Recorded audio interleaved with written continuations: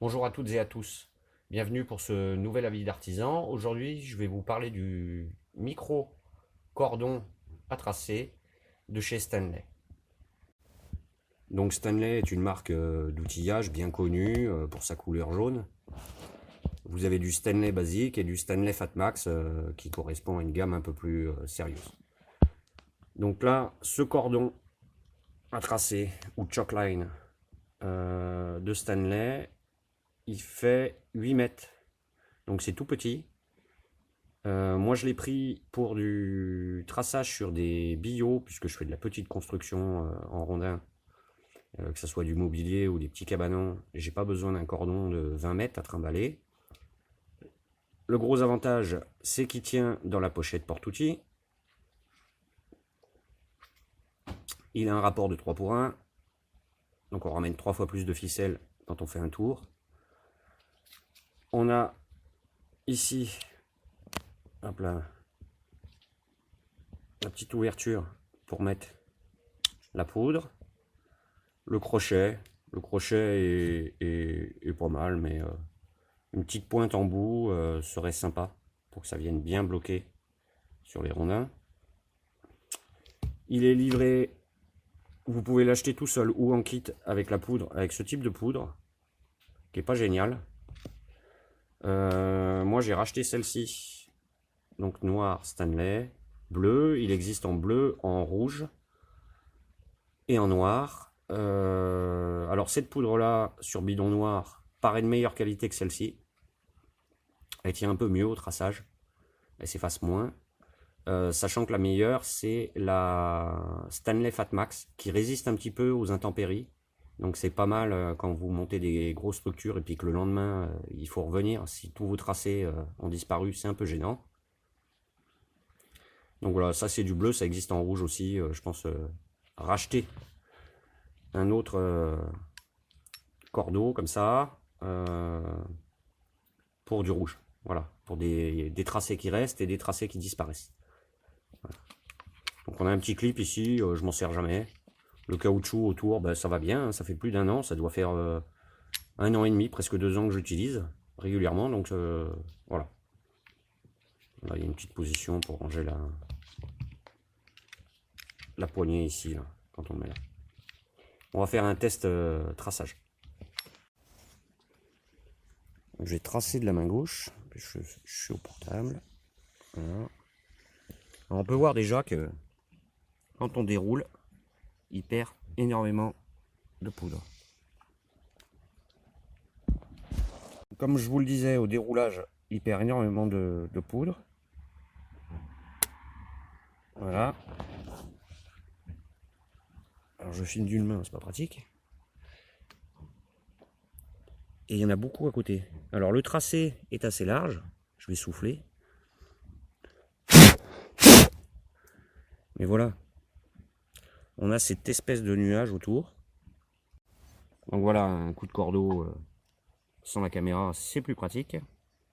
Alors on voit quand même qu'il y a de la perte. Hein. Le cordon en lui-même, bon le crochet, comme je vous ai dit, une petite pointe ça aurait été bien, donc c'est facilement bidouillable. Avec un petit coup de Dremel ou de meuleuse et puis de venir mettre une pointe.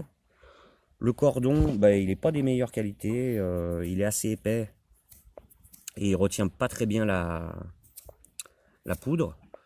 Après, on n'est pas sur des cordeaux à encre de Chine. Hein. Donc les cordeaux d'encre de Chine, il y a Tajima qui en fait, il y a d'autres marques japonaises. L'avantage c'est que le trait est très très fin. Par contre, il reste dans le temps. Voilà, ça c'est un trait de cordeau qui va disparaître. Donc en conclusion, j'en suis relativement content puisque pour l'usage que j'en fais, et surtout ce qui m'intéressait c'était le fait qu'il soit hyper compact quoi. Voilà, ça c'est intéressant parce qu'il tient facilement, il est léger, il est certes en plastique mais léger. Je pense l'essayer avec une poudre de meilleure qualité, voire peut-être changer le cordeau mais pas sûr, ça va très très bien pour du rondin. Le gros défaut c'est qu'il distribue beaucoup de poudre.